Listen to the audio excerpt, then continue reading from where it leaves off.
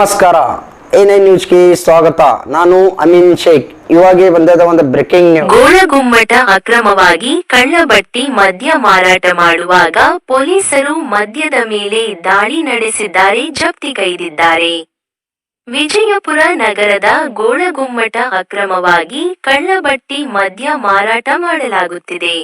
ಖಚಿತ ಮಾಹಿತಿ ಆಧಾರದ ಮೇಲೆ ಗೋಳಗುಮ್ಮಟ್ ಹಾಗೂ ಜಲನಗರ ಪೊಲೀಸರು ಜಂಟಿ ಕಾರ್ಯಾಚರಣೆ ನಡೆಸಿ ಅಕ್ರಮ ಮದ್ಯ ನೀಡಿದ್ದಾರೆ. ಈ ಕಳ್ಳಬಟ್ಟಿ ಮದ್ಯವನ್ನು ಕೂಡ ನೀರಿನ ಬಾಟಲ್ನಲ್ಲಿ ಮಾರಾಟ ಮಾಡಬಾರದು. ಗೋಳಗುಮ್ಮಟ್ ಪೊಲೀಸ್ ಠಾಣೆಯಲ್ಲಿ ಪ್ರಕರಣ ದಾಖಲಾಗಿದೆ.